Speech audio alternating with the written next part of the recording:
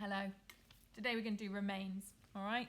So you know remains, people love remains. It's one of the poems that people like to use in their exam. It's a good one to know.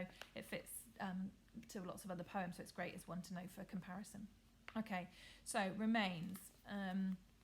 Two parts to this poem: a recount, a kind of memory, recounting something that happened, an event, and then the present day. Okay, so I'll read you the poem first of all, and then I've got you 5 tasks. Okay. All right, remains. On another occasion, we got sent out to tackle looters raiding a bank. One of them legs it up the road, probably armed, possibly not. Well, myself and somebody else are all of the same mind, so all 3 of us open fire, 3 of a kind all letting fly, and I swear I see every round as it rips through his life. I see broad daylight on the other side. So we've hit this looter a dozen times and he's there on the ground, sort of inside out, pain itself, the image of agony. One of my mates goes by and tosses his guts back into his body, and then he's carted off in the back of a lorry. End of story. Except not really. His blood shadow stays on the street, and out on patrol I walk right over it week after week, and then I'm home on leave, but I blink, and he bursts again through the doors of the bank.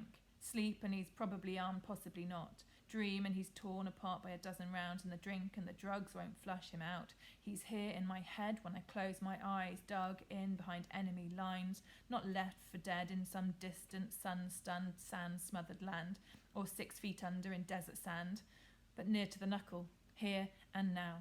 His bloody life in my bloody hands. So, the language of that poem is really interesting. Okay, there's a lot going on in that poem, and so I'll just give you some tasks to do. Okay, so first of all, I want you to find out about Simon Armitage as much as you can about the poet. Okay, so he's been Poet Laureate since 2019, so not long, but find out as much as you can on his work. You might want to go on YouTube, and there's a Guardian clip with him being interviewed, and he talks about poetry being a form of dissent, a way to sort of challenge things. His poem is, people say that it's smart, witty, stark poetry, and this is a really stark poem. All right, so find out as much about him as you can.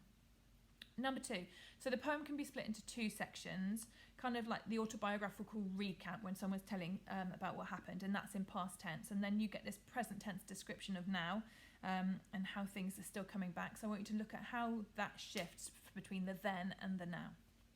Okay. Number 3, so this is obviously a poem about post-traumatic stress disorder and all the things that go with that, okay? So insomnia, self-medication, anxiety, flashbacks, all those things that come with that trauma. Armitage called the poems, these are poems of survivors, the damaged, exhausted men who return from war in body but never wholly in mind.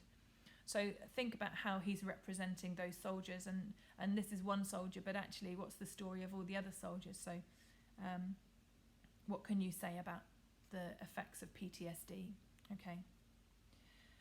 Number 4, why do you think he called it Remains? Why choose that title? And what does it connote to you? Does it have different meanings? Number 5, I want you to think about the language. Now, there's a lot going on. So we've got the colloquial language. So see if you can find that colloquial language. All right, and what does it do? What does that what tone does that create, and why? Is there a sense of distancing, sort of a throwaway language that's kind of trying to make it not feel quite so serious? Okay. Also have a look at the alliteration in there, because there's a lot of booming sounds. So there's lots of B's towards the end. So he bursts through the doors of the bank, and he's probably possibly. They're plosive sounds. They boom and they explode from your lips. So you might want to have a look at how the effect of the alliteration sort of gives us a sense of shock and surprise. Okay. And the last thing you can do is learn your quotes. Learn them, draw them, repeat them, cover them, write them, give yourself the first letters of the line and have to fill it in, all of those sorts of things. Okay, learn some quotes. All right, well done. I'll see you soon. Bye.